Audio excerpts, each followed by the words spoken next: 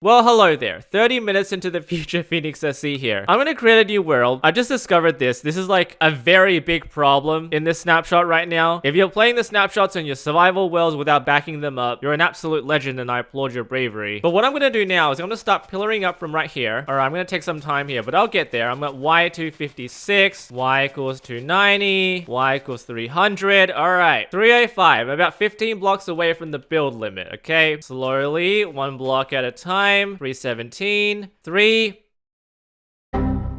No! Let's try again. Let's use Elytra this time. Let's fly all the way up there with wings. Use those fireworks, zoom all the way up there, and kiss the sky. Very funny, Mojang. Here's the issue. This is kind of a big problem because if you try to get back into your world, the player is in the exact same position as they were before. So you're gonna crash once again. This world I can no longer re-enter. Unless I do some fancy NBT Explorer stuff, reload back into the world, I should be safe. I just modified my Y value. There's the Pillar of Doom. Don't even think about flying all the way back up because you're dead. Yeah, I'm dead. If I had to guess, they're doing some stuff with build height limits and some warnings that will be thrown if you try something at the height limits. And even then, if I fly all the way down, this happens too. Yeah, I'm just gonna delete this world. Be very careful going into the sky and going into the void. You're probably just gonna break your world, so don't do it. Oh, they still haven't translated it. Anyway, back to present time, Phoenix SC, when I didn't know about this crash stuff. Mojang have just announced that this update is feature complete.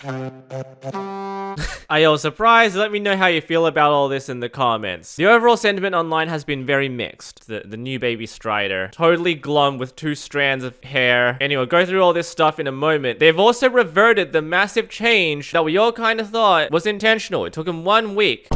Well, make sure you subscribe to the channel as we gear up for the next drop cycle for the game. And Minecraft Live, of course, will tune into that in a few weeks' time. I'm so sorry I didn't stream tonight, but let me know what game I should try next week. I might play something different. Alright, if you guys watched the short that I uploaded yesterday, you might kind of figure out what's going on here. This is chamber number 4 from the trial chambers. And I kind of discovered this through a comment from Boomia137 in my previous video. And what you'll notice if I just shrink myself down, if I was the height of a baby zombie, I would be able to ordinarily walk underneath these copper grates and attack a player who's trying to use these copper grates as a barrier. Now, before discovering this room, I thought personally that the baby zombie change in hitbox was intentional. Yeah, it had to be a bug, or at least accidental. So now, when I summon a baby zombie with his gigantic freaking head, and I block this area off, switch to survival, he can finally attack me again. It's fantastic. Big win. And for those of you who advocated for this change, I'm sorry, but this is the way it probably should have been. They're strong again. They've been unnerfed. They've been buffed. The notes mention that this has also been fixed for the husk, drowned piglin, zombified piglin, and the villager too, to be able to fit in a 1 block high space. Fan-freaking-tastic. Don't worry, I still love the memes you've been sending on r/PhoenixSC this last week. One last thing before I get into the baby mobs is the stonecutter change. You can now cobble your stone and your deep slate in a stonecutter. So if I go here, you can see cobblestone, you can do this, and your deep slate, you can now cobble your deep slate as well as many other things in the stonecutter. This reminds me that I still don't understand why you can't make a lever with a freaking cobbled deep slate. I don't know, as well as a piston. What is this? Why can't this be made? I am short still. Alright, let's get into the baby mobs. You have the baby panda. I will say, I don't think these things are gonna really change anymore. I'm pretty sure these are final. Of course, don't forget pandas look different depending on their genes. So this is a lazy panda. The textures of the front at least look different. Not the back as far as I know. Got the worried panda. Playful I'll leave to the end because it's kind of cute. You got the brown one. You've got to change the hidden gene as well. So now the entire panda is going to be changed to brown. The weak panda, totally weak, just drooling, snotty. Aggressive panda inherits the eyebrows from Dragon Ball. And you have playful with the tongue sticking out. Adorable. And then back to normal. This is a hoglin. Got the 2x2 eyes. They're pretty big. This is your zoglin. Baby Strider. This thing looks like a plant. And your sniffer. It almost looks like his foliage gets darker as he grows older. I'm pretty sure that was not the case before. If I just casually downgrade here, we've got the adult sniffer, and then I spawn a baby one. Oh, look. You come over here. Okay. Yeah, see, the baby's just got the same color of foliage in the back, but I guess that's also because they use the same model. They just shrunk it down. But now they decided to lighten the color. It's very interesting. But on that note, that is the drop. Why don't we all rate it on a scale of 1 to 10? Otherwise, subscribe. I'll keep you all up to date.